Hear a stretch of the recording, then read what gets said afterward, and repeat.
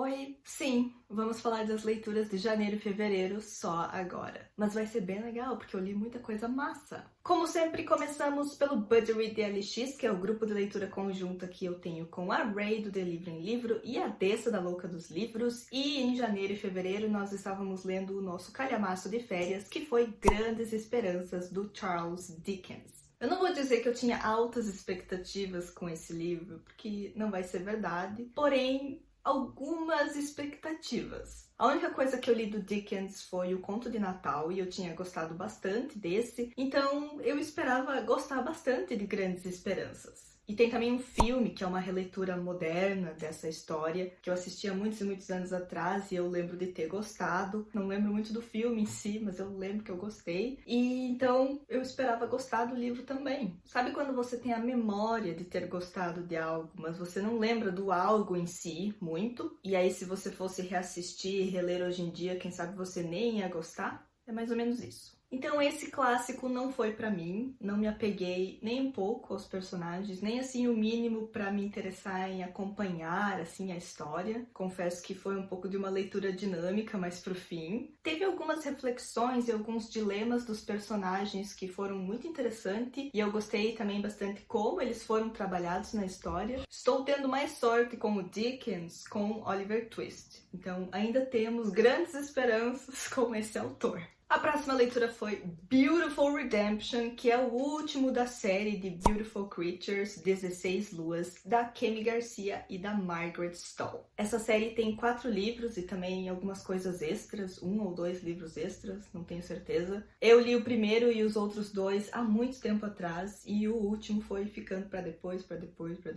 Essa série é muito um produto da época em que foi escrita, porém a construção de mundo e a maneira como a magia funciona é incrível. Esse livro também tem um pouco da história da Guerra Civil dos Estados Unidos, por causa dos antepassados dos personagens e tal, e conta um pouco disso. Não sou muito entendida de questões históricas, então não sei assim o quanto realmente é real, o quanto é uma liberdade artística aí que as autoras se deram, mas eu lembro de já ter visto elas falarem sobre isso, de que foi muito pesquisado porque era uma coisa importante para elas. Então quem gosta dessas questões históricas é legal, porque acompanha assim um pouco de leve durante toda a série, basicamente. E aí a cada livro a gente vai tendo uma expansão muito grande desse mundo que foi criado, e aí eu não sei se é porque eu fiquei um tempinho sem ler os livros, né, demorou um tempão para pegar o último, mas parece que teve uma expansão ainda maior aqui, apresentando muito mais de todo esse mundo, de toda essa magia. Eu fiquei, meu Deus, isso é incrível,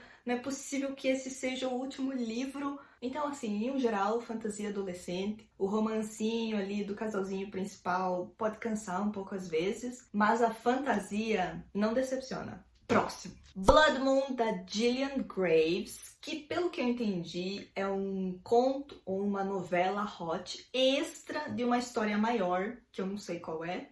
Mas eu me apaixonei por essa capa, por essas cores. E aí a Luísa estava lendo e tinha comentado um pouco sobre. E eu só me joguei. Bruxa dona de um bar que entra em uma disputa por clientes com o vampiro dono do bar da frente. É aquelas coisas assim, não faça perguntas, só vá. E aí eu fui. E foi uma leitura super rápida e que eu curti muito. Às vezes é tudo que você precisa, sabe? Uma leitura que você não sabe nada sobre, que você só vai ler, se diverte e deu. Ei, já aproveita e curta esse vídeo e se inscreva aqui no Xícara Quente caso você ainda não seja inscrito.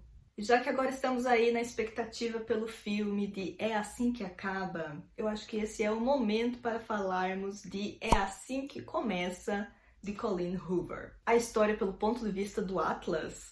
Minha gente, esse livro trouxe uma luz sobre algumas coisas que me deixaram muito incomodadas no primeiro livro. Porque algumas dessas coisas são exatamente aquelas que todo mundo fala sobre esse livro, que as pessoas às vezes comentam como coisa negativa, que eu comentei como coisa negativa, e que de certa forma já estava lá nas entrelinhas, mas agora foi muito melhor trabalhado. Até porque é um assunto difícil, né? Violência doméstica é uma coisa complexa, complicada. Porém, o que realmente é importante aqui é que esse livro nós temos o ponto de vista do Atlas. E é só isso que me interessa. E é muito perigoso a gente ler o personagem fictício escrito pela mulher, não é mesmo? Pense aí nos seus crushes literários. Quantos deles foram escritos por mulheres? Provavelmente muitos, né? E aí é isso, minha amiga, você está lascada. A próxima leitura foi Sou Feliz Que Minha Mãe Morreu, da Jennette McCurdy. A Jennette é uma ex-atriz, mais conhecida pelo papel dela de Sam no iCarly, da Nickelodeon, e vai nos contar através desse livro de memórias muito das coisas que estavam acontecendo na vida dela, nos bastidores, e de que a gente não fazia nem ideia. Principalmente muito do relacionamento tóxico com a mãe dela. A gente realmente não faz ideia do que está acontecendo na vida das pessoas. Quem diria que uma pessoa tão engraçada e que parecia tão feliz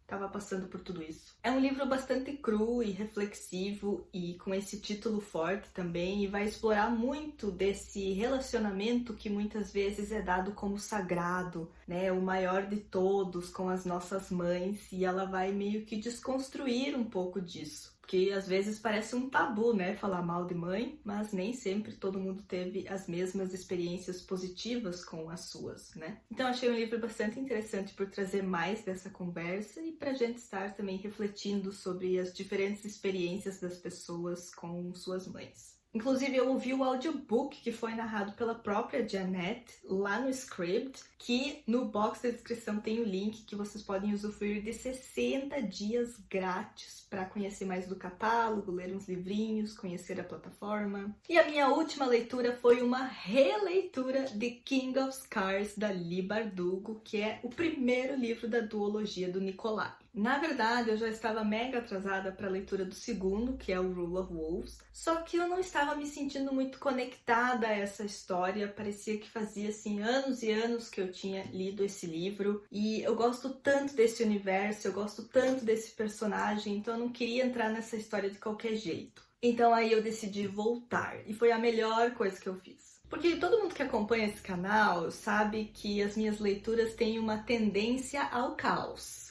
E muitos dos livros do Grishaverso foram lidos em um surto. Aquela leitura na velocidade da luz para conseguir alcançar as metas e participar das discussões. E eu queria muito absorver de verdade essas histórias, ainda mais considerando que esses são possivelmente os últimos dessa série. Não sei se algum dia Leigh Bardugo vai escrever mais coisas de Grishaverso aí. Então, como eu disse, foi a melhor coisa. Até chorei com cena que antes eu não tinha chorado. Isso que é releitura boa. Que daí eu fiquei prontíssima para ir finalmente então para o Rule of Wolves. Mas aí isso vai ficar para um próximo vídeo. Então essas foram as minhas leituras de janeiro e fevereiro. Me contem aí nos comentários se vocês já leram algum desses livros ou se vocês se interessaram por algum deles. Lembrando que se vocês compram através dos links de compra da Amazon, vocês ajudam muito o canal sem pagar nada mais por isso. Muito obrigada por assistirem, não se esqueçam de curtir o vídeo, de se inscrever aqui no Xícara Quente caso vocês ainda não sejam inscritos, e eu vejo vocês em um próximo vídeo.